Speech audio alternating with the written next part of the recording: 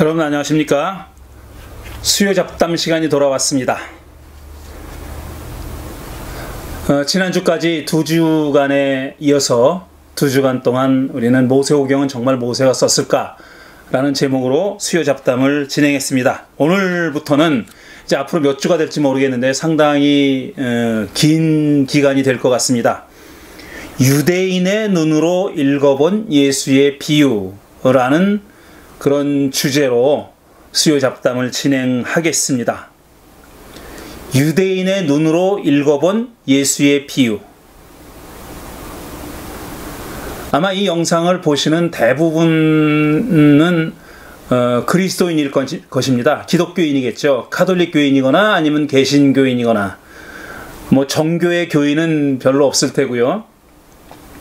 개신교인이 아니면은 가톨릭 교인일 텐데 다 그리스도 교인입니다. 우리는 성서를 읽을 때 그리스도 교인의 눈으로 성서를 읽는 겁니다. 그러니까 예수님이 그리스도교의 시조라고 생각하죠. 그리스도교를 처음 탄생시킨 분을 예수님이라고 생각하니까 우리는 그 예수님을 기독교인의 눈으로 바라보고 있는 겁니다. 그래서 어떤 착각을 갖고 있냐면은 예수는 기독교인이었다 라는 생각을 가지고 있습니다. 그렇지만 실제로 예수가 살아계셨을 때는 그리스도교라는 게 존재하지 않았죠. 없었습니다. 그런 건 세상에 없었어요. 그럼 예수는 누구냐? 예수는 유대인입니다. 유대인으로 태어났고 유대인입니다. 유대교인입니다. 뭐 그때 당시 유대교라고 불렀는지는 모르겠지만 어쨌든 유대인으로서 유대인의 종교를 갖고 있던 분이었다 이겁니다. 그 예수는 기독교인이 아니에요. 그리스도인이 아니에요. 예수는 현대적 의미에서 종교를 물어보자면은 예수가 어떤 종교를 가지고 있었느냐 물어보자면은 유대교라고 쓰는 게 당연한 겁니다. 종족적으로는 혈통적으로는 유대인이고 종교를 따져 묻자면은 유대교인이다 이거죠. 유대교인이다. 그런데 우리는 어떤 착각을 하고 사냐면은 그리스도인들은 어떤 착각을 하고 있냐면은 예수가 의식적으로 자기를 그리스도인이라고 생각했다고 착각하는 겁니다.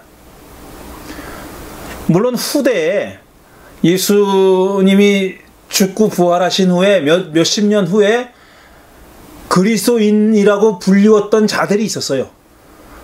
그러니까 자기 스스로 나는 그리스도인이야 이렇게 부르는 게 아니라 그리스도인이 아닌 사람이 쟤네들은 그리스도인이야 예수쟁이야 라고 부르는 거죠. 정확하게 얘기하면은 저놈들을 예수쟁이라고 부르자. 그래서 예수쟁이라고 불렀던 때가 있었습니다. 그렇지만 예수는 아니에요. 거기에 해당하지 않아요. 예수는 유대교인이었고 유대인이었고 유대교인이었다라는 겁니다. 이걸 우리가 잊지 말아야 되겠고요. 그 다음에 왜 제가 유대인의 눈으로 읽어본 예수의 비유라는 주제로 이 수요 잡담을 진행하기로 마음먹었느냐 하면은 이런 질문을 가지고 있는 거예요. 유대인이자 유대교인으로서 예수는 자기 동족을 유대인을 그리고 자기의 종교, 뭐 종교라는 말에 어폐가 있다는 얘기는 다시는 더 이상 반복하지는 않겠습니다. 그때 당시 뭐 종교라는 것이 사실상 우리 현대인들처럼 어떤 한 부분을 얘기하는 건 아니었거든요.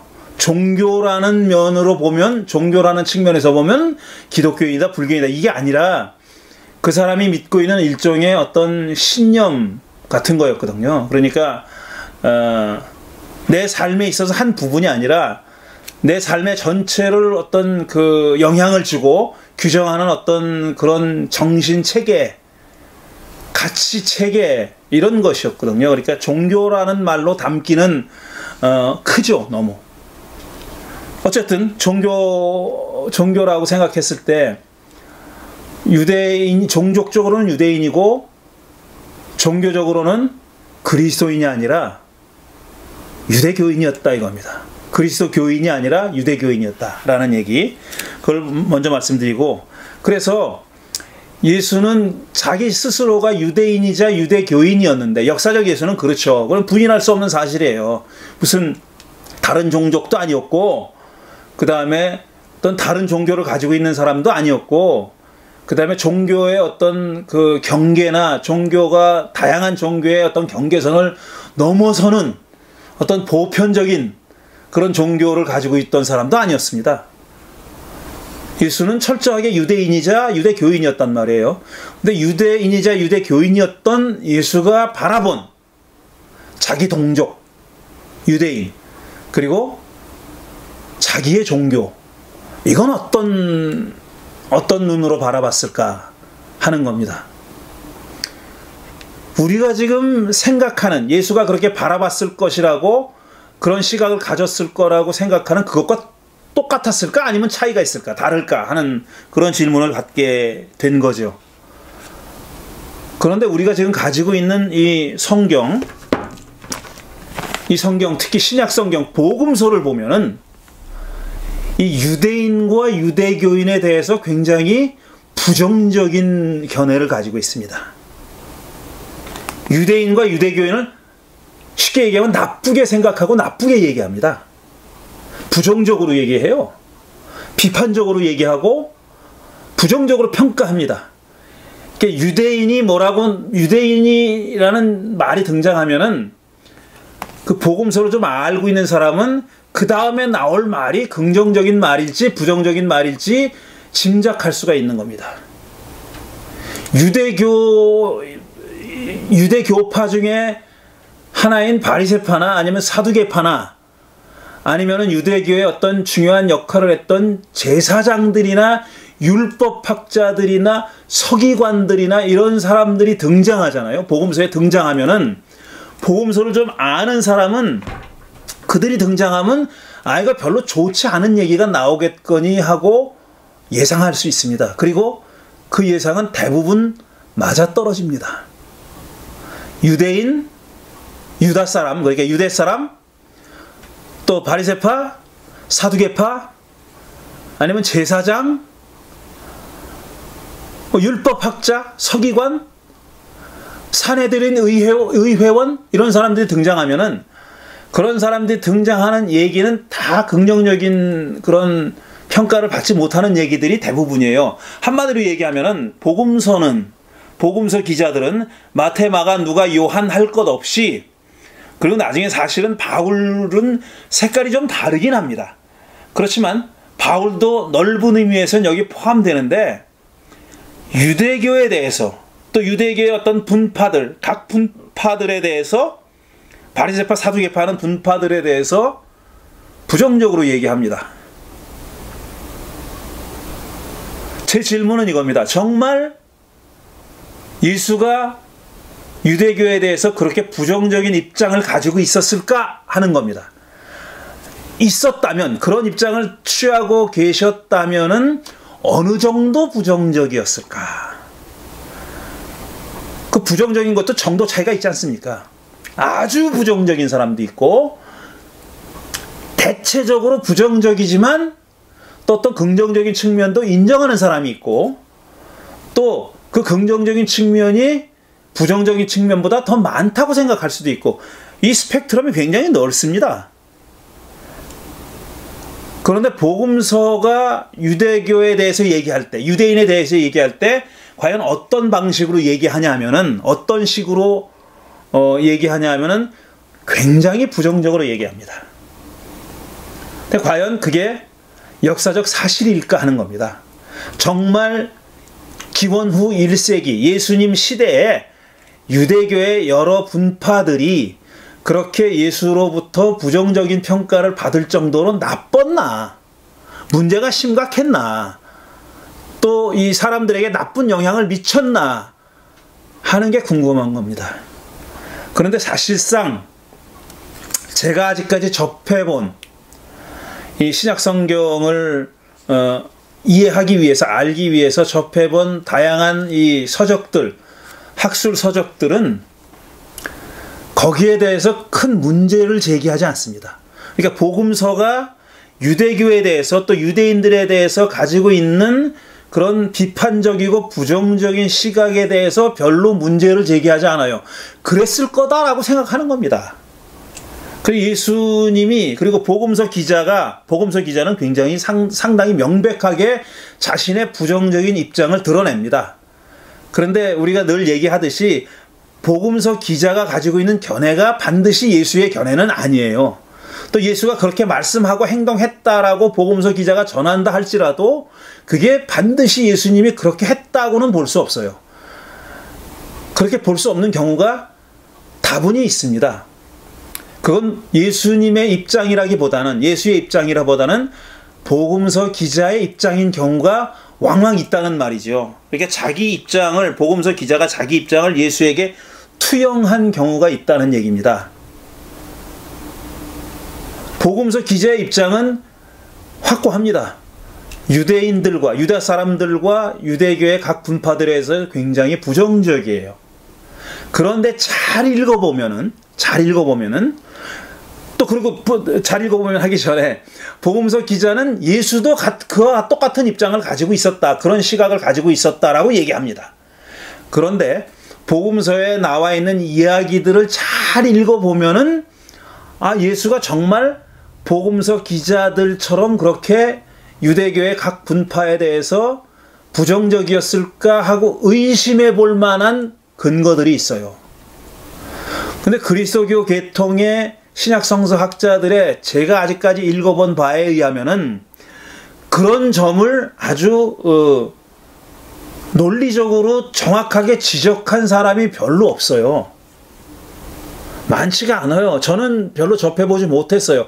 물론 제가 그쪽이 전문적으로 공부한 사람은 아니기 때문에, 그쪽을 전문적으로 공부한 사람은 아니기 때문에 과문해서일 수도 있어요. 하지만 저는 꼭 그렇지만은 않다고 생각합니다. 그리스도교 학자들이, 그리스도교 신약학자들이 유대교에 대해서 예수님이 정말 그렇게 부정적인 태도를 가지고 있었을까를 의심하는 사람은 많지 않다는 거예요. 그러던 와중에 한 중요한, 매우 특이한 학자의 책을 접하게 된 겁니다. 그 책 얘기는 조금 이따가 바로 하도록 하겠습니다. 자, 이렇게 제가 물어보겠습니다. 여러분, 요즘 그렇게 한 10여 년 됐을까요? 한 10여 년 됐을 것 같아요. 그 이전은 20, 30년 전은 아닌 것 같은데, 한국 사회에서 개독교 혹은 개독교인이라는 말이 유행했습니다. 지금도 여전히 그렇죠. 그러니까 굉장히 말도 안 되는, 이치에도 맞지도 않고 합리적이지도 않고 굉장히 잘못된 교리에 입각해가지고 그리스도교를 믿고 전파하는 사람들, 그리고 믿음을 강요하는 사람들, 그 다음에 그리스도인들이 아니면은, 그리스도교를 믿지 않으면은 다 지옥 간다고 주장하는 사람들, 예수 천당 불신 지옥을 외치고 다니는 사람들, 그 다음에 기독교의 십자가를 내걸고 소위 말해서 태극기 집회에, 아주 보수 꼴통 집회에 나가가지고 막 설치는 사람들, 이런 사람들을 가리켜서 개독교인이라고 부르죠. 그리고 개신교를 개독교라고 아주 그냥 서슴없이 낙인 찍는 사람들이 많습니다. 그렇죠? 여러분도 아마 이 영상을 지금 보시는 분들 가운데서 그리스도인들은 그런 지탄을 한 번쯤 받아본 적이 있는 분들도 여러분 계실 겁니다. 저도 저한테 직접 대놓고 넌 개독교인이라고 말하는 사람은 없지만, 그런 사람은 없었지만, 막 이제 신문이나 인터넷이나 이런 데 보면은, 페이스북이나 같은 데 보면은 개독교라면서 욕하는 사람들이 있잖아요. 그러면은 나도 거기에 포함된다고 저도 기독교인이기 때문에 저게 포함된다고 생각하고 움찔하게 되는 경우가 있습니다. 기분 나쁘죠. 왜냐하면 속으로 나는 아닌데, 나는 저런 기독교인이 아닌데 라는 생각은 들지만, 그렇게 생각하지만 넓게 봐가지고 다 우리 기독교인들이고 저도 그 중에 하나니까 제가 그런 욕을 먹어도 억울하긴 하지만 전혀 아니다라고 또 완전히 부정하기도 어렵지 않습니까? 만약에 저와 여러분 같은 그런 신앙을 가지고 있는 사람들이, 지금 영상을 보시고 계시는 여러분들 같은 분들이 개독교인이라고 욕을 먹으면 어떻겠어요, 기분이? 유쾌하진 않죠, 절대로. 난 아닌데 하는 생각이 들지만 기분 나쁘잖아요. 나는 개독교인이 아니야. 나는 많이 부족하긴 하지만 진실한 예수의 그 발자취를 따르며 살기를 원하는, 예수의 제자의 삶을 살기를 원하는, 또 진실한, 진솔한, 독실한 기독교인의 삶을 살기를 원하는 그런 기독교인이라고 생각하는 사람은 자기가 개독교인이라고 욕먹는 것이 달가울 리가 없고 기분 좋을 리가 없습니다. 나쁘죠? 기분 나쁘죠? 유대교인은 어떨 것 같아요, 여러분? 유대교인은 어떨 것 같습니까? 지금 말씀드렸듯이 이 복음서는 유대인들과 유대교인들을 거의 일방적으로 비판하고 욕합니다. 그런데 여러분이 만일 그 시대에 살았던 유대인이고 유대교인이라고 생각해 보세요. 근데 예수가 유대인들을 비판하는 그 말을 여러분이 그 앞에서 들었다고 생각해 보세요. 난 저렇지 않은데? 난 저런 유대인이 아닌데? 라고 생각하는 사람은 어떻게 해서 기분이 나쁘지 않겠습니까? 어떤 경우에는 개독교라는 욕을 먹으면서도 내가 정말 몰랐던 나의 약점, 신앙적인 문제점들, 이런 걸 콕 집어주는 사람이 있어요. 그런 사람들에게 그런 지적을 받을 때, 맞아, 내가 그랬지. 내가 저걸 정말 깊이 반성하지 않았네라고 스스로로 돌아보는 그런 계기로 삼는 경우도 있습니다. 그런데 부당하게 욕을 먹는다고 생각했을 때, 난 저렇게 저 사람이 욕하는 그런 기독교인이 아닌데 내가 부당하게 욕을 먹는다고 했을 때 기분 나쁘지 않겠냐고요. 똑같은 입장을 유대교인이 갖고 있었다라고 한번 생각해 보세요. 유대교인이 똑같은 우리와 같이 개독교인이 아닌데 개독교인이라고 욕먹는 그런 자리에 있었다고 생각해 보세요. 그 사람들이 화가 안 나겠습니까? 열 안 받겠어요? 열 받을 거라고 생각합니다. 난 아닌데 저는 지가 뭘 안다고, 얼마나 안다고. 그리고 게다가 동족이지 않습니까? 예수는 유대인의 입장에서 보면은 동족이에요. 자기 유대인이에요. 근데 자기 동족이 자기네 종교를 부당하게 비판한다고 생각했을 때 어떤 기분이 들겠냐고. 저는 나쁜 놈이네. 뭘 잘 알지도 못하고 저렇게 편향된 견해를 가지고 자기 종교를 욕하는 못된 놈이네. 이러지 않았겠어요? 그랬을 거라고 생각해요. 얼마든지 그럴 수 있다고 생각합니다. 그러니까 다시 말씀드리면은 우리가 복음서가 또 예수가 비판하는 유대교인, 그게 과연 정말 정당한가 하는 질문을 한 번쯤은 해봐야 되지 않겠냐 하는 겁니다. 그냥 무작정 받아들이지 말고 복음서가 그렇게 말하니까 그랬겠지, 그게 옳겠지 이렇게 하지 말고 예수가 그렇게 말씀했으니까 옳은 말씀이겠지. 누가 얘기했는데? 예수가 얘기했는데 무슨 소리야. 옳지. 묻지도 따지지도 말라고. 예수가 그랬다잖아. 저놈들은 그런 놈들이라잖아. 그럼 믿어야지. 이러지 말고 한번 진지하게 따져 물어볼 필요가 있다는 생각을 하게 된 겁니다. 왜 그렇게 생각하게 됐냐면은 제가 그쪽 유대인이면서 신약 성서를 전공한 전문적인 학자의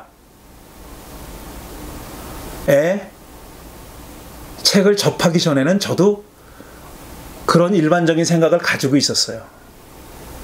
조금 이상하다, 정말 그랬을까라는 의심이 없진 않았지만 그걸 깊이 생각해 볼 그런 엄두를 내보지는 않았다는 거죠. 아마 깊은 속마음으로는 복음서가 얘기했으니까 맞겠지, 근거가 있겠지, 예수가 그렇게 말했으니까 맞는 말이겠지 이랬는지도 모르겠어요. 그런데 이 양반의 책을 접하고 나서는 다시 한번 생각해 볼 필요가 있다라는 그런 깨달음에 도달한 겁니다. 그래서 이 수요 잡담에서 그 얘기를 해보려고 작정한 겁니다. 그래서 스스로한테 이렇게 물어볼 필요가 있다고 보는 겁니다. 당신은 유대교와 유대교인을 얼마나 알고 있습니까? 유대교에 대해서 얼마나 알고 있습니까? 그리고 유대교인의 믿음에 대해서, 신앙에 대해서, 그리고 그들의 삶에 대해서 얼마나 알고 있고, 또 여러분이 알고 있는 그건 어떻게 알게 됐습니까? 어디서 배웠습니까? 어디서 들었습니까? 누구에게서 들었습니까? 책에서 읽고 알았다면 어떤 책을 읽고 알게 됐습니까? 누구에게 말을 들어서 알게 됐다면, 그런 생각을 갖게 됐다면 누가 그런 말을 합니까? 라고 물어볼 필요가 있다는 겁니다. 우리가 지금 가지고 있는 유대인 지금 현재 이스라엘 사람 말고요. 기원후 1세기 예수님과 동시대의 유대인들과 유대교에 대해서는 우리가 얼마나 알고 있으며 그 지식은 어디서 갖고 왔느냐 하는 겁니다. 누구의 말을 들었느냐, 어떤 책을 읽었느냐, 어떻게 알게 됐느냐 하는 것을 물어보자는 거고요. 그럴 필요가 있다는 겁니다. 그런데 제가 지금 이런 반성을 하게 된 계기는 바로 에이미 질 러빈이라는 사람의 책을 접하고 나서입니다.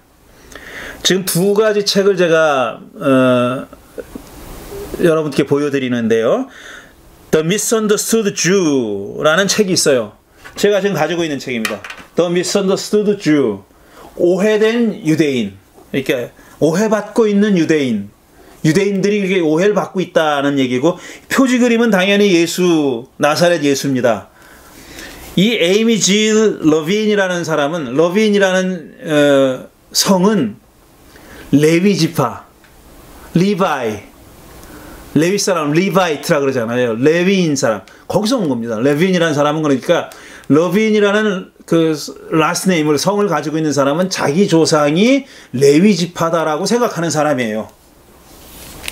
그 다음에 코헨이라는 성이 있죠. C-O-H-E-N, 코헨. 레오나르도 코헨, 노래하는 사람이잖아요. 그 코헨이라는 성을 가진 사람도, 이것도 유대인 성인데, 코헨은 제사장의 히브리 말이에요. 히브리어로 제사장이 코헨입니다. 코하네임, 제사장이에요. 그러니까 코헨이라는 성을 가진 사람은 자기 조상이 제사장 집안이다라고 생각하는 그런 사람들이에요. 코헨이건 러빈이건 다 유대계통의 이름이죠. 그 다음에 슈타인 들어가는 이 성이 또 많이 유대인이잖아요. 근데 이 에이미 질 러빈이라는 사람은 어떤 사람이냐 하면은 유대인 여자입니다. 이 옆에 사진 있죠? 이게 좀 오래된 사진이고요. 지금 이거보다 많이 늙었습니다. 근데 유대인 여자이자 유대교인이에요. 유대인 집안 사람이고 자기도 유대교인이에요.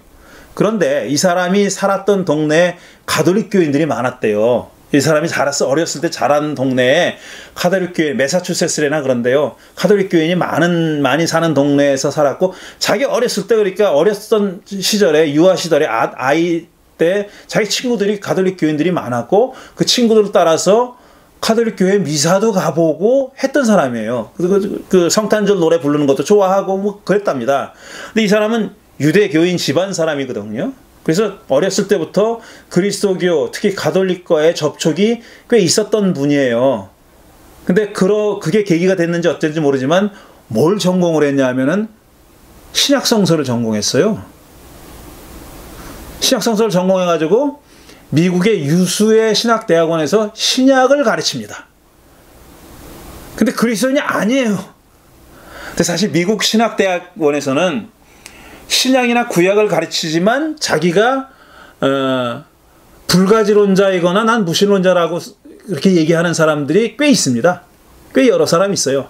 나는 무신론자다, 에이티스트다, 그리고 불가지론자다 라고 얘기하면서 이건 내가 전공했기 때문에 가르치는 거지 내가 그거를 믿거나 신앙하는 사람은 아니다라는 사람들이 있습니다. 그 유수의 아주 이름 있는 신학대학원에는 그런 사람들이 상당히 있어요. 있습니다. 그리고 개신교 계통의 신학대학원에서 구약을 가르치는 유대인들은 많고요. 굉장히 많고. 자기가 유대인이고 유대교인인데 개신교 학교에 와서 가르치는 사람들이 있습니다. 그렇게 이 종교 간의 장벽은 상당히 많이 낮아진 게 사실이죠. 근데 어쨌든 유대인이면서 신약 성경, 그러니까 예수의 가르침을 가르치는 사람은 그렇게 많지 않죠. 근데 에이미 지 러빈이라는 분이 바로 그런 분입니다. 그 미스언더스투드 주라는 책은 제가 이 책은 다 읽었는데 굉장히 많은 것을 배웠어요. 책이 나온 게 몇 년도냐면은 2006년입니다. 15년 전에 나온 책인데 굉장히 많이 읽었습니다. 많이 배웠어요. 아, 이렇게 생각할 수 있구나. 그리고 그 다음 책은 제가 이제 그 이북으로 가지고 있어가지고 이제 책을 보여드리지는 못하는데 Short Stories by Jesus라는 책이에요. 이 책 역시 에이미 지 러빈이 쓴 겁니다. 이건 예수의 비유에 관한 책이에요. 그러니까 유대교인이 읽은 예수의 비유입니다. 이렇게 오늘 이렇게 수요 잡담의 주제하고 똑같은 거죠. 유대인의 눈으로 읽어본 예수의 비유. 이 예수의 비유 몇 가지 비유를 유대인이자 유대인 학자인 에이미 지 러빈이라는 이분이 읽고 해설한 그런 그 책입니다. 자, 이제 이 책에 그 유대인의 눈으로 읽어본 예수의 비유 가운데 오늘과 다음 주는 선한 사마리아 사람의 비유에 대해서 얘기할 겁니다. 선한 사마리아인의 비유에 대해서 얘기할 건데 유대인의 눈으로 읽으면요, 우리가 아직까지 읽었고 배웠고 했던 거와는 좀 굉장히 시각이 다르더라고요. 그리고 제가 보기에는 상당히 일리가 있어요. 상당히 일리가 있어요. 아, 이렇게도 읽을 수 있구나 라는 것을 제가 배웠고 그 내용을 여러분들에게 소개해 드리려고 하는 겁니다. 그러니까 저는 항상 이 시야가 좁은 것을 경계하는 편인 사람인데 좁은 시야로 뭔가 바라보는 그 나밖에 모르는 거예요. 이렇게 아주 그냥 이 닫혀진 시각에서 넓게 보지 않고 닫혀진 시각으로 뭔가를 바라보는 것은 좋지 않다고 생각하는 사람인데 제가 이 에이미 지 러빈의 주장을 다 공감하는 건 아니에요. 물론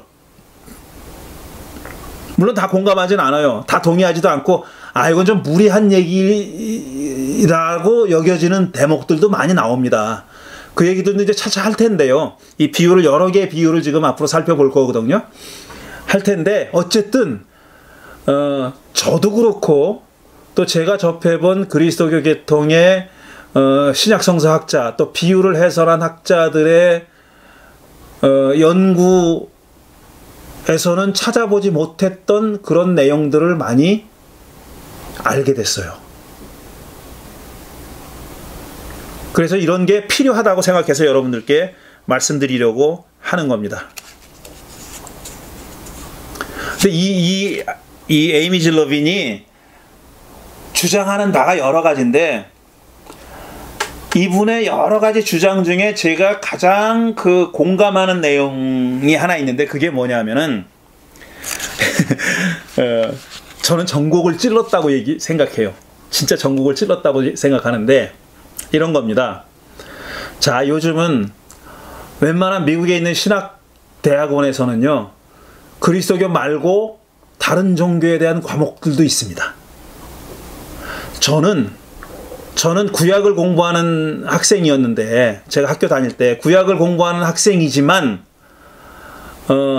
구약 이외의 다른 방면에 대해서도 어느 정도 기본적인 지식을 가지고 있어야 한다. 그러니까 구약 PhD를 하니까 이제 학위를 받고 나면은 어딘가에서 가서 가르칠 것을 전제하잖아요. PhD는 가르칠 목적이 아니면 할 필요가 없는 사실 그런 코스입니다.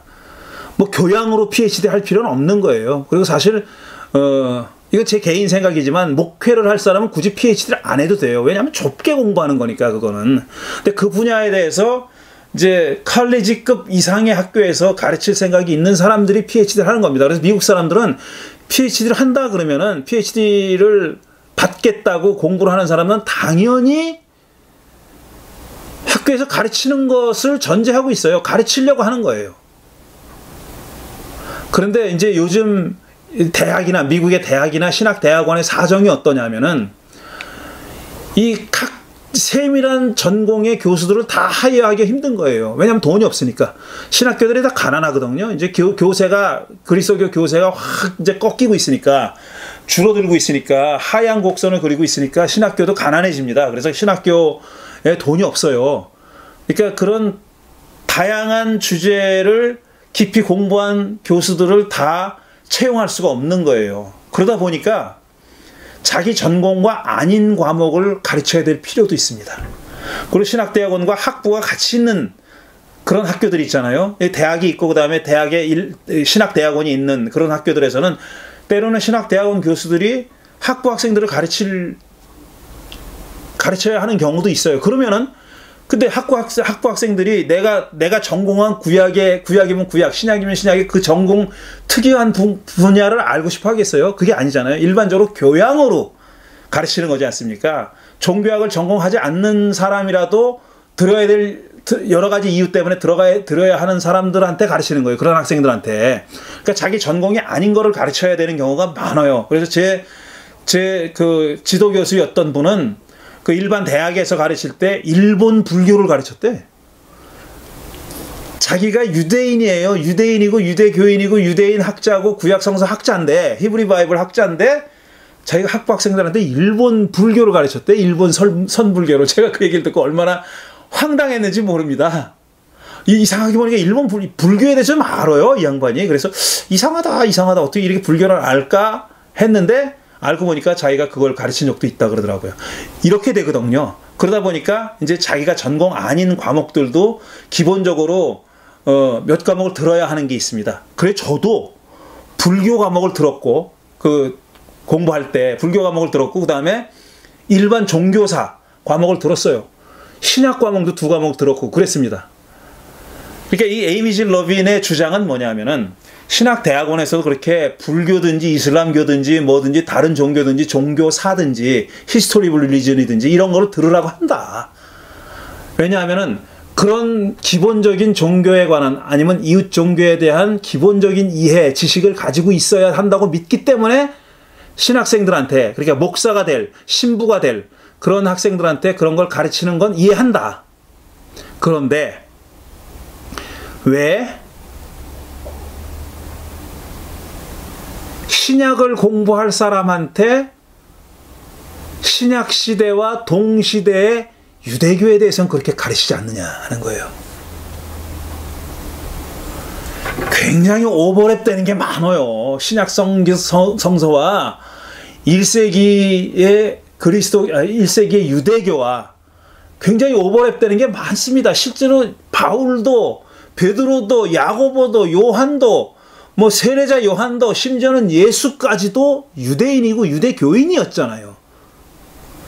그들의 자의식은, 그들이 자기를 어떻게 셀프 아이덴티파이 했냐면은, 자기를 누구라고 생각했냐면은 자기 유대인이라고 생각했고 유대교인이라고 생각했어요.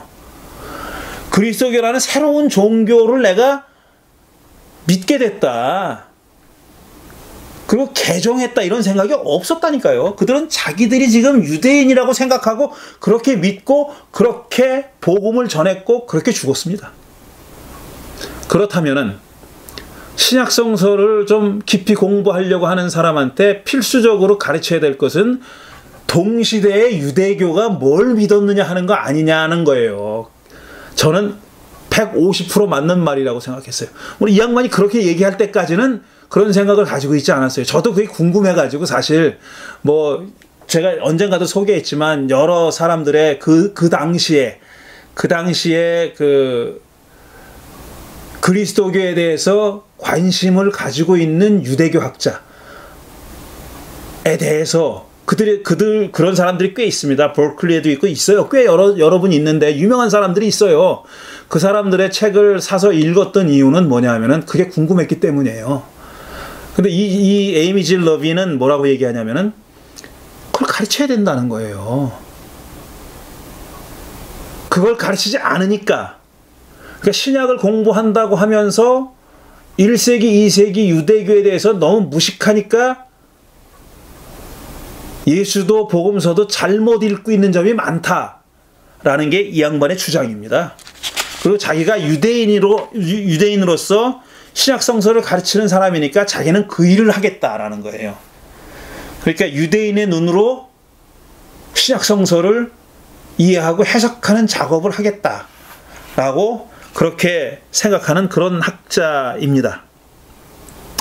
그래서 이 저자가 질문하는 내용이 뭐냐면 신약 성서, 특히 복음서는 기원 후 1세기 유대교와 유대교인을 어떻게 보고 있는가?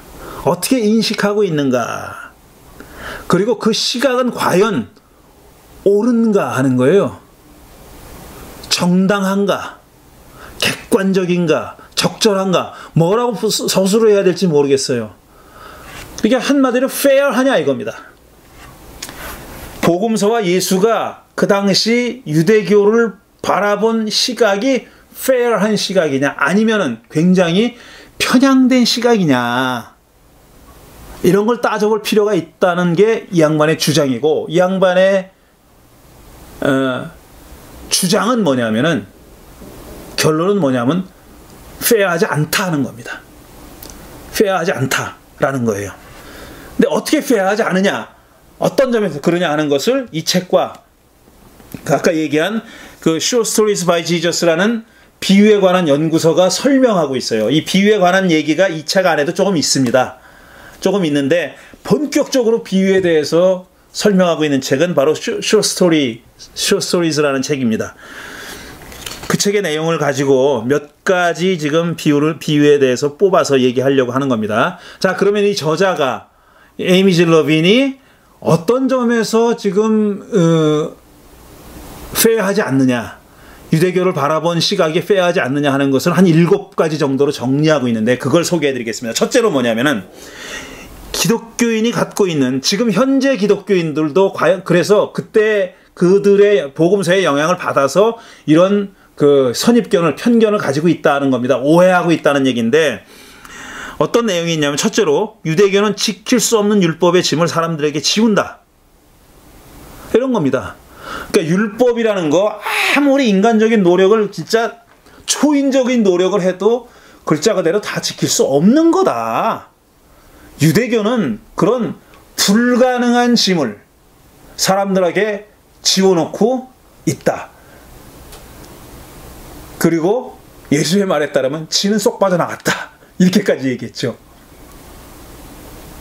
그리고 뭐라고 얘기했습니까? 그러니까 자기들은 천국으로 들어가지도 않으면서 문 앞에 서서 못 들어가게 한다. 다른 사람도 못 들어가게 한다. 라고까지 얘기했다고 복음서가 전하고 있잖아요.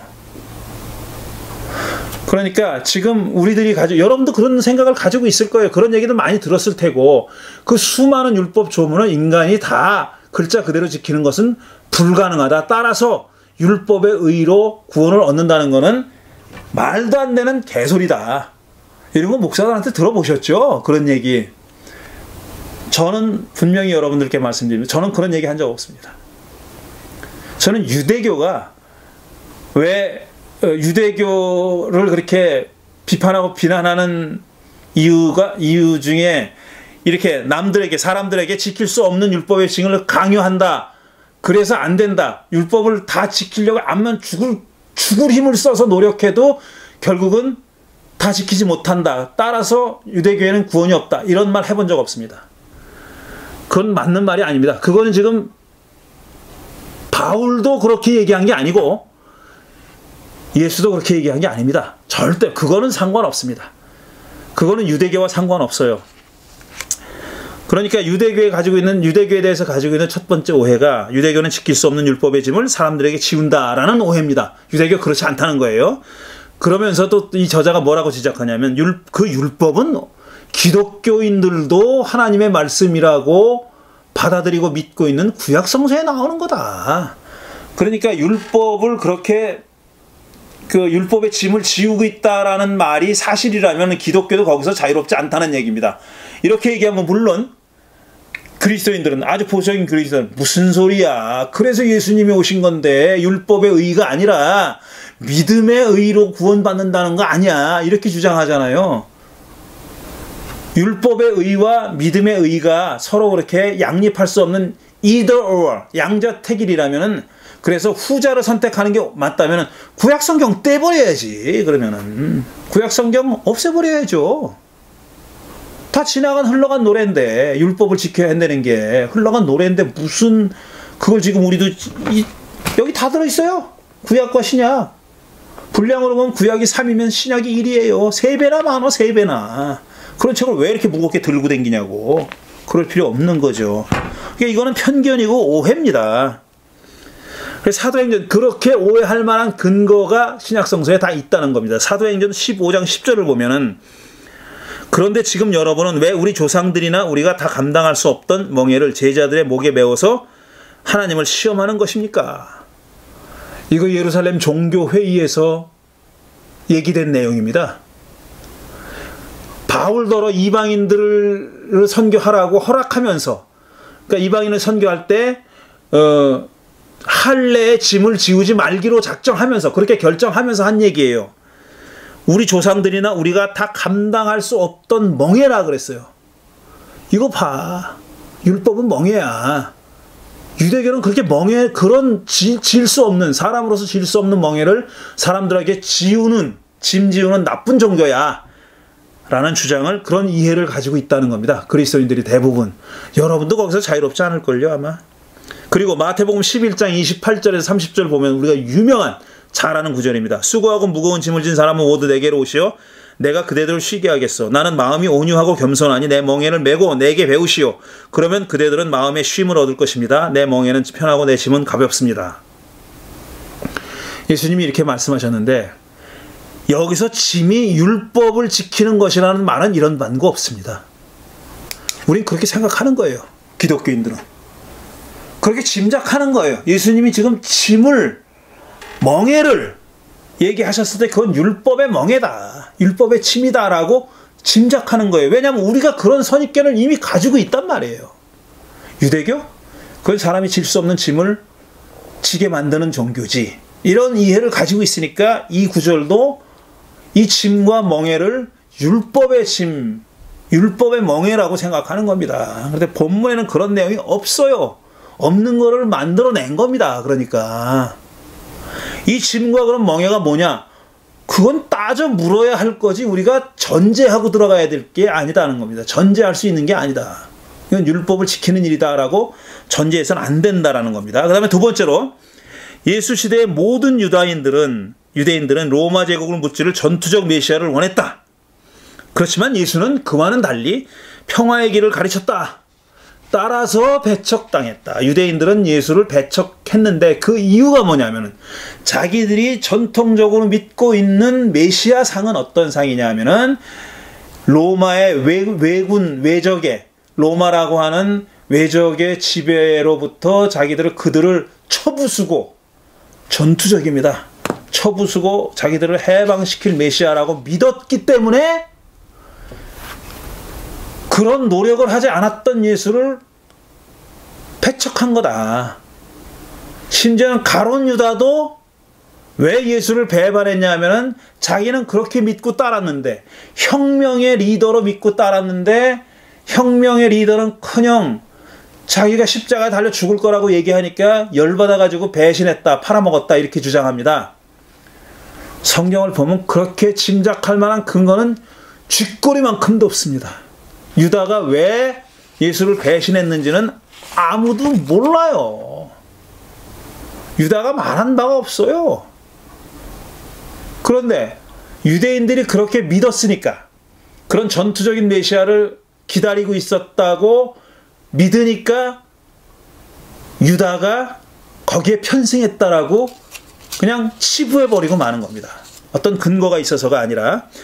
그런데 유대인들이 왜 이렇게 믿었다고, 전투적인 메시아를 믿었다고 생각하냐 하면은, 신명기 32장에 나오는 지금 읽어드리는 구절과 같은 구절이 있기 때문에 그렇게 믿는다고 자기 합리화를 합니다. 이 신명기 32장은 모세가 죽기 전에 마지막으로 부른 노래 중에 나오는 거예요. 41절 보면, 나는 나의 칼을 날카롭게 갈아서 내 손으로 재판을 주관하며 내 원수들에게 보복할 것이다. 나를 미워하는 자들에게 보응하겠다. 피살자와 포로들의 피, 적장의 머리에서 나온 피, 내 화살이 이 피를 취하도록 마시고 내 칼이 그 고기를 실컷 먹을 것이다. 라는 귀절이 있어요. 그런데 이 모세의 노래가 메시아에 관한 예언이라는 근거는 어디도 없습니다. 모세가 죽으면서 이렇게 노래한 거예요. 그게 메시아에 대한 예언이라고 우리가 확증할 만한 근거는 없어요. 그런데 유대인들이 그런 전투적인 메시아를, 민족 해방의 메시아를 기다렸다고 생각하니까 이런 귀절들도 그들이 이런 귀절들을 근거로 그렇게 믿었다고 치부해버리고 마는 겁니다. 자, 그러면은 유대인들 가운데 그런 믿음을, 그러니까 전투적인 메시아에 대한 희망과 기대를 가지고 있는 사람들이 없었다는 말이냐? 아니요, 있었어요. 있었습니다, 분명히. 그런데 그런 사람들은 유대인이나 유대교인 전체가 아니에요. 소수예요, 소수. 소수의 사람들이 그렇게 믿었습니다. 그거는 문서적인 근거들도 있고요. 얼마든지 있습니다. 그러니까 예수님이 예루살렘에 입성하실 때 종려나무 가지를 흔들고 군중들이 환영했던 이유는 그 군중들도 그렇게 믿었기 때문일 수 있어요. 바로 이 지금 예루살렘에 입성하는 그 예수가 바로 자기들을 로마 제국의 압제로부터 해방시켜줄 구세주요 해방자다라고 믿고 환호했을 수 있어요.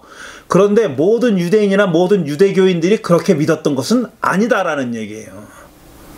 제가 개독교라 그러면은 기분 나쁘듯이 모든 유대인들이 그렇게 믿었다라고 그렇게 주장에 치부해버리고 만다면은 그런 신앙을 공유하지 않았던 사람들은 기분 나쁜 겁니다. 옳지 않다고 생각하는 거예요.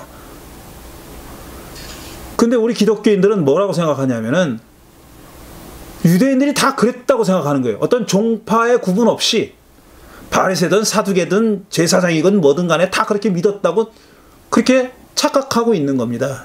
그게 잘못됐다는 얘기죠. 그 다음에 세 번째로 예수는 페미니스트였는데 유대교는 여성을 혐오했다. 유대교의 여성 혐오에 대해서는 수많은 얘기들이 있습니다. 그러니까 복음서에 좀 과장해서 말하자면 복음서에 여자가 등장하잖아요. 여자가 어떤 중심인물로 등장하잖아요. 그러면은 그 여자에 대한 시각이 유대교의 시각은 다 부정적이었을 거라고 단정해버리고 맙니다. 그에 반해서 예수는 그렇지 않았다. 예수는 그 여자도 충분히 존중했고 남자랑 똑같이 생각했고 고대판 페미니스트였다라고 이렇게 믿고 있는 거예요. 예수님이 실제로 페미니스트, 요즘 말하는 기준에, 페미니스트 기준에 맞았느냐? 터무니없는 소리입니다. 그건 말도 안 되는 소리예요. 예수님도 그 당시 기원 후 1세기의 유대인 남자들이 가졌던 그런 여성관의 많은 부분을 공유했습니다. 그렇지 않은 게 번뜩이게 그렇지 않은 부분이 그런 일화들이 있긴 있었어요.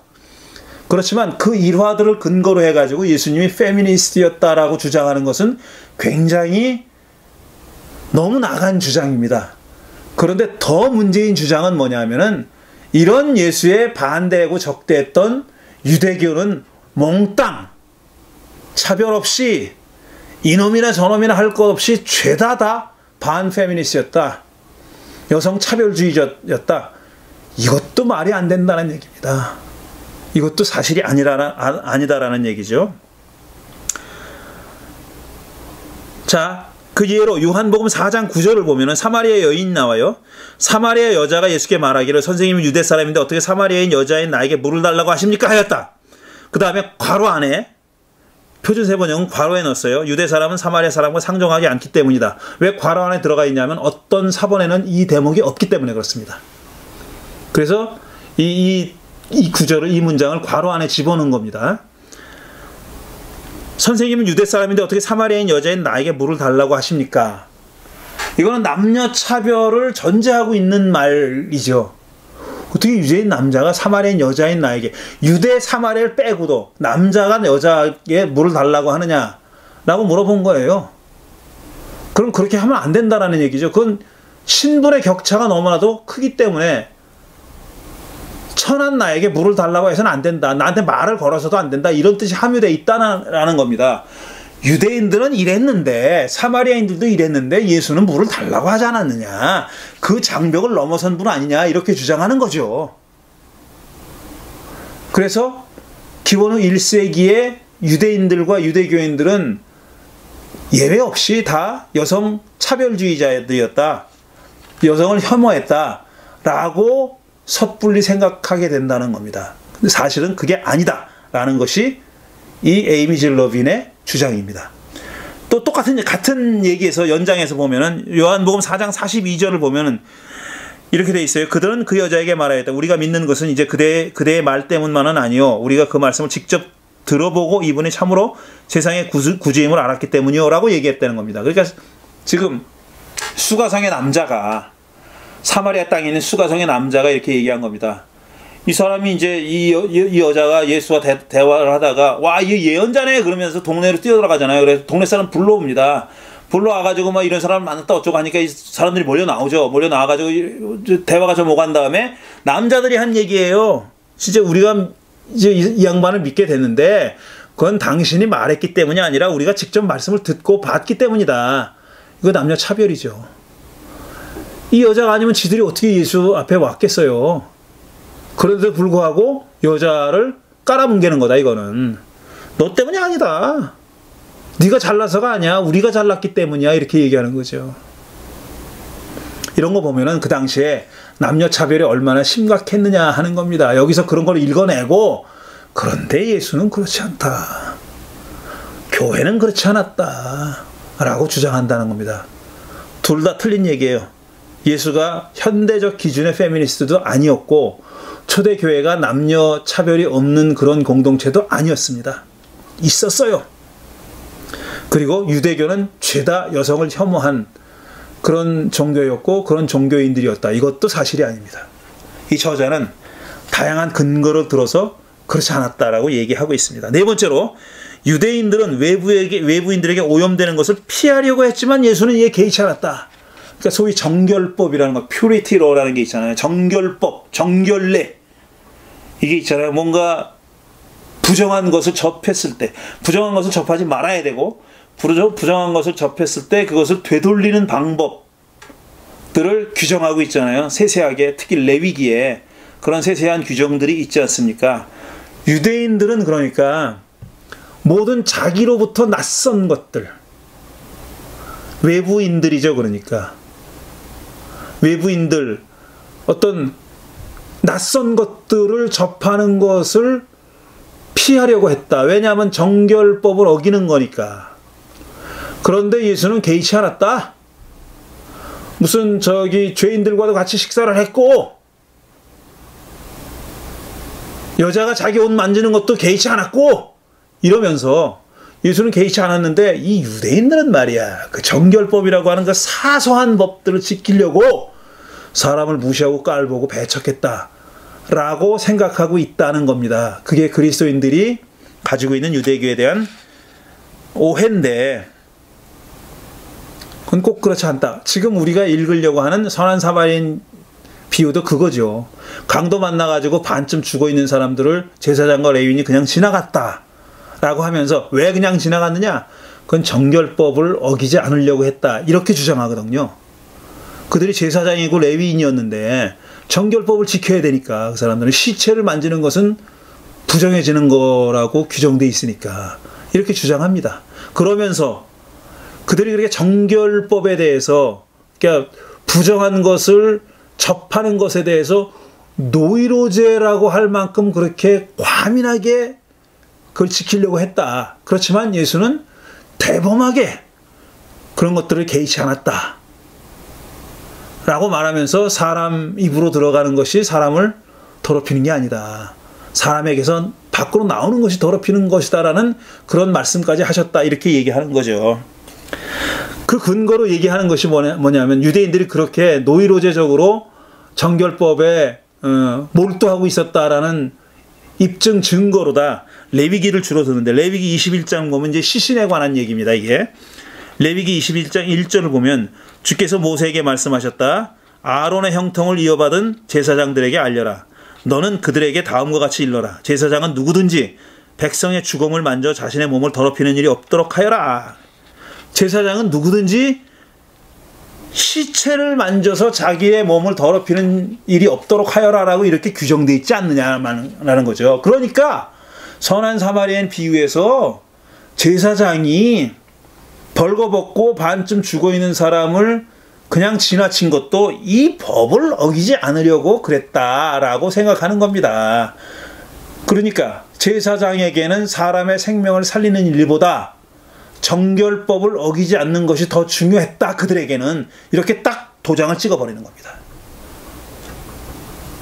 이 제사장이라는 자들은, 그러니까 좀 더 확대해 보면은 유대인이라는 자들은 사람의 생명을 구하는 일보다 정결법을 지키는 것을 더 앞장 세운 멍청한 놈들이다. 나쁜 놈들이다. 반인권적인 그런 인간들이다. 인간 집단이다라고 그냥 낙인 찍어 버리는 거예요. 그런데 그런 주장의 증빙 자료로 프루프 텍스트로 사용된 게 바로 레위기 21장입니다. 하나 더 있어요. 민수기 19장 11절을 보면은 이건 제사장이 아니라 모든 이스라엘인들에게 해당되는 겁니다. 어느 누구의 죽음이든 사람의 죽음에 죽음에 몸이 닿은 사람은 이래 동안 부정하다. 7일 동안 부정하대요. 의도적이 아니었던 시신의 몸을 자기 몸이 닿은 사람은 7일 동안 부정하다는 거예요. 이렇게 7일 동안 격리해 있어야 돼요. 7일 동안 자가격리해야 되고, 그 다음에 다시 돌아올 때는 그걸 부정한 것을 씻는 제사를 드려야 됩니다. 그래야 리스토어가 이루어지고 회복이 이루어지는 거예요. 이거 봐. 이런 정말 세세한 규정을 지키느라고 사람 생명까지도 지금 우습게 여기는 것들이 이자들이다. 유대인들이다. 라는 생각을 심어 놓은 거죠. 그리스도인들의 뇌리에 박아 놓은 겁니다. 그럼 이렇게 질문할 수 있죠. 그럼 유대인들은 사람이 죽으면 장례는 어떻게 치렀을까? 시신을 안 만지고 어떻게 장례 치러요?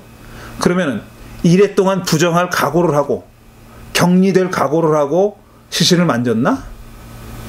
그러니까 장의사는, 염하는 사람은 시신 한번 만지면 7일 동안 늘 자가격리했어야 됐나? 질문이 일어나잖아요. 유대교는 바보들의 종교가 아닙니다. 제가 이렇게 유대교를 좋게 얘기한다고 해서 제가 유대교인도 아니고 유대교에 어떤 문제점이 없다고 얘기하는 것도 아니고, 더더욱이 유대교를 이렇게 옹호하는 듯이 말한다고 해가지고 지금 현대 이스라엘 놈들이 하는 짓거리를 용인하거나 그런 건 눈꼽만큼도 그렇지 않습니다. 지금 이스라엘 정부와 이 하는 짓거리들은 정말 너무나도 야만적이고, 이런 사실 어떤 의미에서는 이런 거를 따지고 싶지 않을 정도로 구약성서의 어떤 내용들이나 예수 시대의 유대교의 모습들이나 이런 거를 살펴보고 싶지 않을 정도로 지금 2000년이 지난 지금 유대인들이, 그리스도인들이 하는 짓거리, 그리스도인이래, 이스라엘 사람들이 하는 짓거리는 너무나도 야만적이고 폭력적입니다. 제가 0.00001%도 옹호하고 싶은 생각 없고 욕을 해도 시원치 않습니다. 그렇지만 1세기 유대교, 예수 시대의 유대교에 대해서 우리가 잘못 알고 있거나 선입견을 가지고 잘못 비판하고 있다면 그건 고쳐야 되겠다라는 겁니다. 그런 말씀을 지금 드리려고 하는 겁니다. 다섯 번째로, 기원 후 1세기 유대교, 그러니까 예수 시대의 유대교는 성전 중심의 지배체제였다. 그리고 여자와 약자들을 배제했고 약탈했고 내부자와 외부인을 분리했다라고 생각하고 있다는 겁니다. 그리스도인들이. 성전 그러면은 지배자들의 비리의 온상, 예수님의 말씀대로 강도들의 소굴 쯤으로 생각하는 거예요. 그리고 예수가 또 성전에 대해서 굉장히 비판적으로 말씀하신 구절이 여러 군데 나오지 않습니까? 이 성전을 헐어라, 내가 사흘 만에 다시 이렇게 세우겠다라고까지 얘기했어요. 지금 너 이 웅장한 돌을 보느냐? 돌 하나 위에 얹혀져 있지 않을 정도로 폭삭 망할 거다 라고 말씀하신 것도 있고요. 성전에 들어가서 환전하는 사람들, 비둘기 파는 사람들의 상을 둘러엎고 채찍을 휘둘렀다는 그런 구절도 있잖아요. 이런 것들을 보면은 예수가 정말 성전에 대해서 너무나도 치를 떨었다 라고 생각하기 쉽습니다. 왜 그랬냐 하면은 성전이 그렇게 사악한 체제로 전락했기 때문에 그렇다고 생각하는 겁니다. 그래서 마태복음 21장 보면 지금 말씀드린 내용이 있어요. 읽지는 않겠어요. 읽읍시다. 예수께서 성전에 들어가셔서 성전 뜰 안에서 팔고 사고 하는 사람들을 다 내쫓으시고 돈을 바꾸어주는 사람들의 상과 비둘기를 파는 사람들의 의자를 둘러엎으시고 그들에게 말씀하셨다.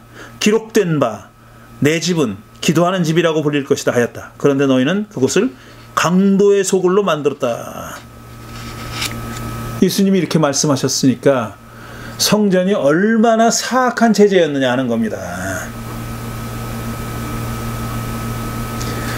그런데 에이미 질러비는 성전을 그렇게만 볼 수 없다. 그리고 신약성서도 성전을 그렇게 일방적으로 부정적으로만 보진 않았다 라고 얘기합니다. 왜냐하면 자, 예수님이 부활하고 승천하신 다음에도 제자들이 처음엔 어디 모였습니까?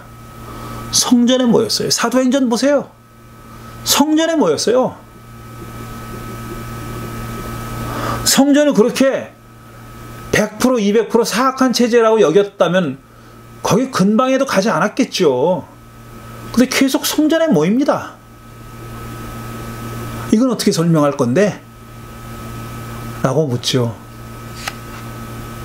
아주 적절한 질문이라고 생각합니다. 그래서 정말 예수께서 성전을 어떻게 바라보셨느냐, 어떻게 생각하셨느냐 하는 것도 따져 물어볼 주제다. 이겁니다. 긍부정을 긍정했느냐 부정했느냐를 단도직입적으로 판단하지 말고 따지고 살펴본 다음에 하자. 그래도 늦지 않는다라는 얘기입니다. 그 다음에 유대인은 쪼잔하고 종족주의적이고 외국인 혐오적이었지만 예수와 교회는 보편주의적이었다. 이렇게 주장합니다. 여러분도 그렇게 생각하시죠? 유대교 아유 쪼잔해 정말. 그 유대교가 얼마나 쪼잔한 종교냐 하는 것을 잘 보여주는 얘기가 마태복음 23장 23절이죠. 율법학자들과 바리새파 사람들이요, 위선자들이요. 율법학자가 바리새파 사람들이 유대교의 어떤 대표적인 부류지 않습니까? 그대들에게 화가 있습니다. 그대들은 박하와 회향과 근처의 11조는 드리면서 정의와 자비와 신의와 같은 율법의 더 중요한 요소들은 버렸습니다. 그런 것들도 반드시 했어야 하지만 이것들도 소홀히 하지 말았어야 했습니다. 이렇게 얘기. 마지막 문장은 좀 약한 것 같이 보이지 않으세요?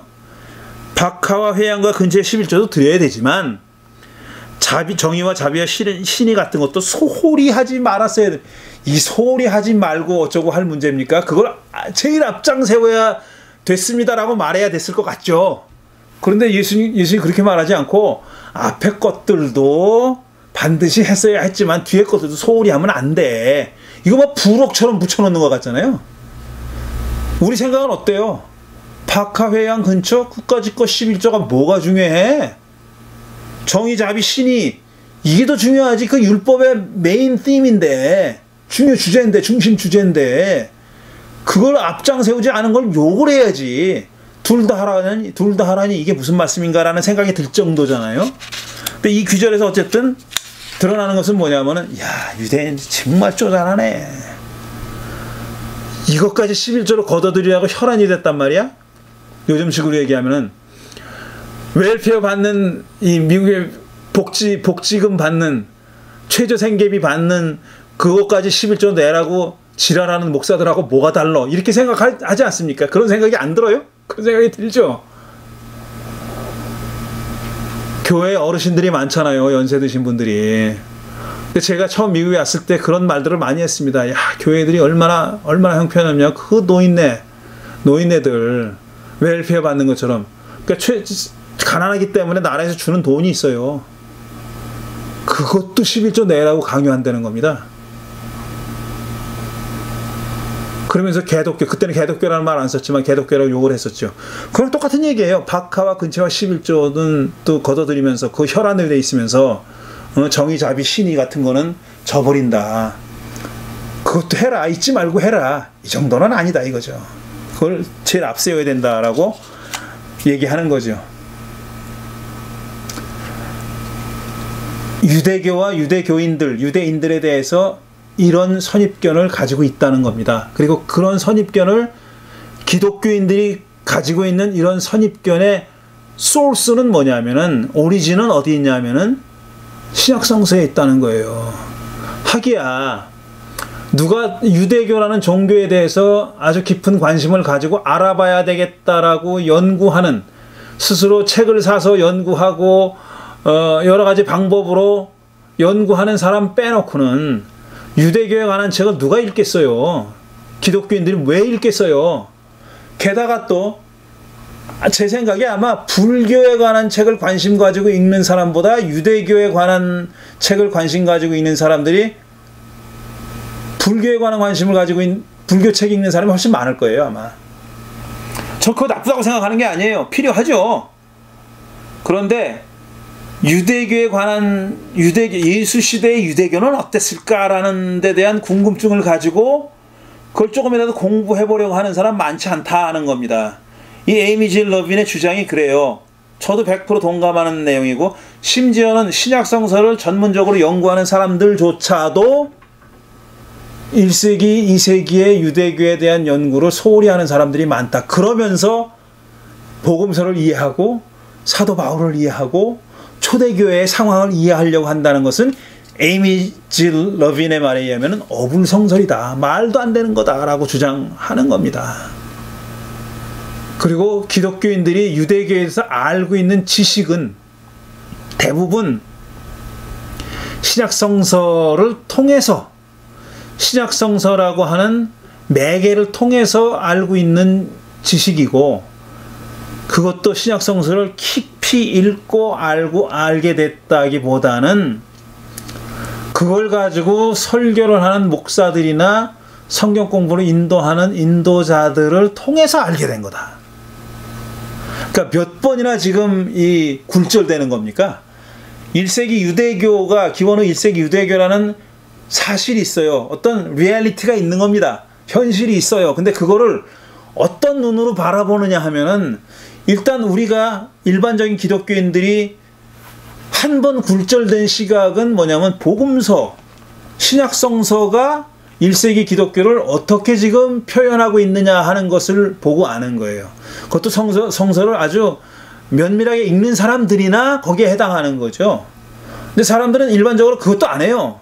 그것도 안 하면서 어떻게 아냐면은 설교나 성경 공부를 하는 사람들을 통해서 듣는 겁니다. 근데 그 사람들은 그러면 신약성서가 바라보고 있는 유대교, 신약성서가 표현하고 있는 유대교와 유대인들을 정확하게 아느냐? 그것도 아니에요. 그것도 아니고, 나중에 살펴보겠지만, 이게 나중에 살펴보겠다고 약속하고 공수표 날린 게 참 많지만, 신약성서만 해도, 우리가 복음서만 해도 지금 제가 예로 읽어드린 유대교에 대한 아주 부정적인 시각 말고 어떤 다른 시각을 보여주는 에피소드들도 있습니다. 그런데 설교를 하거나 성경 공부를 인도하고 있는 목회자들은 그런 것까지 보진 않아요. 그 다음에 눈에 띄는 것, 상을 둘러엎었다. 성전하면 상을 둘러엎은 게 다예요. 예수님이 다 무너뜨려라, 내가 사흘 만에 다시 일으키겠다라고 생각한 거는 알아요. 그런데 초대교회 교인들이 한동안 성전에 모여서 자기들의 모임을 가졌다라는 얘기는 사도행전에 분명히 서술하고 있는데, 그건 얘기 안 해. 몰라. 그거는 몰라요. 둘 다 알아야 우리가 어느 정도 균형 있게 성전에 대한 예수와 그 다음에 초대 교인들의 태도를 분별할 수 있을 거 아닙니까? 판단할 수 있을 거 아닙니까? 한쪽으로 완전히 치우친 시각을 가지고 있다라는 겁니다. 근데 그 시각을 고쳐야 된다라고 힘주어 주장한 사람이 바로 에이미 질 러빈이고, 저는 그 사람의 책을 읽고 저도 많은 깨달음이 있었고 알게 됐고, 또 그걸 여러분과 나누고 싶어서 이 모임을 수요잡담에서 이 얘기를 하게 된 겁니다. 자, 이제 선한 사마리아인 비유를 얘기하겠다고 해놓고 비유를 읽지도 못했어요. 1시간이 됐습니다. 그래서 오늘은 여기까지 할 텐데, 아마 두 번째나 세 번째까지 갈지도 모르겠어요. 다음 주에는 이 선한 사마리아인 비유를 찬찬히 읽어보겠어요. 한 구절 한 구절 읽어보면서 그 해당 구절에서 우리가 질문해야 될 내용이 뭐냐 하는 것을 좀 찾아보겠습니다. 어떤 내용을 질문해야 될 거냐. 아직까지 우리가 그런 질문을 해왔느냐 하는 것부터 말씀드릴 거고, 그 다음에 그런 질문에 대해서 어떤 대답을 해왔는데, 그리스도교, 기독교 신학자들과 우리 기독교인들이 대답을 해왔는데 그 대답이 과연 페어했느냐, 정당했느냐, 공정했느냐 하는 것을 따져 물어보겠습니다. 그리고 다음 주에는 다 못할 것 같은데 그럼 세 번째로 연장될 텐데요. 이 에이미 질 러빈이 다른 눈으로, 그러니까 유대인의 눈으로 그 비유를 읽었을 때는 이렇게 읽힌다 하는 내용을 소개해 드리도록 하겠습니다. 여러분 어떻습니까? 흥미진진하지 않습니까? 궁금하지 않습니까? 다음 주에 이야기를 계속해 나가도록 하겠습니다. 오늘은 여기까지 하겠습니다. 감사합니다. 다음 주에 이어집니다.